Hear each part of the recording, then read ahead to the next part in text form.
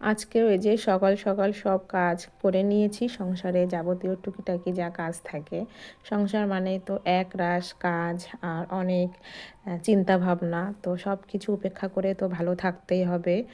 আর এই যে সব কাজ সেরে এসে মেয়েকে নিয়ে চলে এসেছি। আজকে মালা গাঁথতে বসে পড়েছি, সবাই অলরেডি বসে পড়েছে। এই যে সবগুলো মালা গাঁথা হয়ে গেছে। তো সবাই মিলে এই মালাগুলো গাঁথি, আর এই মালাগুলো গাঁথতে কিন্তু অনেক ভালো লাগে। আর ফুল দেখলে তো মনটা একদমই ভালো হয়ে যায়। তো এই যে সব মালাগুলো গেঁথে নিয়েছি। এই যে এগুলো বিয়ের মালা। তো এই মালাগুলো তো সবাই মিলেই গাঁথি, অনেক ভালো লাগে গাঁথতে।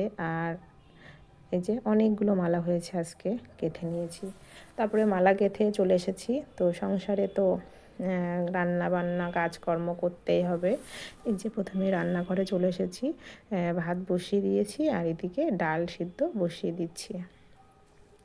তো এই যে ডালটা পরিষ্কার করে ধুয়ে কড়াইতে দিয়ে দিয়েছি। তারপরে যখন সিদ্ধ হয়ে গেছে একটু পেঁয়াজ কাঁচা লঙ্কা কেটে দিয়ে দিয়েছি, একটু লবণ আর সরিষার তেল দিয়ে সুন্দরভাবে একটু মিশিয়ে নেব।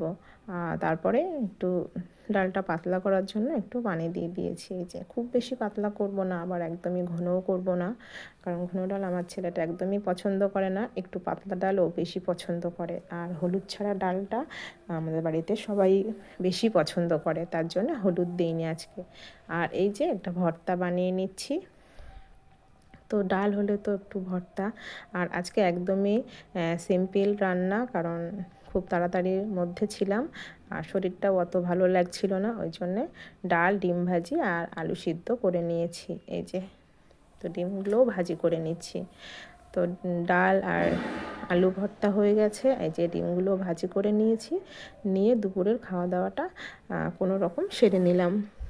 তো প্রতিদিনই কিন্তু মাছ মাংস খেতে ভালো লাগে না, মাঝে মধ্যে এরকম ভর্তা আলু সিদ্ধ আর ডাল এটা কিন্তু ভালোই লাগে। তো আমরা ওই জন্যে আজকে এই যে রান্নাটা করে নিলাম, নিয়ে খাওয়া দাওয়া করে নিচ্ছি।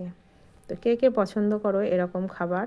তো আমরা তো অনেক পছন্দ করি, মাঝে মধ্যে এরকম খাবার হলে তো অনেক বেশি ভালো লাগে। তো আমার মেয়েটাকেও দিয়ে দিয়েছি, আমিও নিয়ে নিয়েছি। এই যে আমার মেয়েটা আমাকে আমার প্লেটে আলু ভর্তা তুলে দিয়েছে, ও মানে ভাতটা মাখবে সেই জন্য।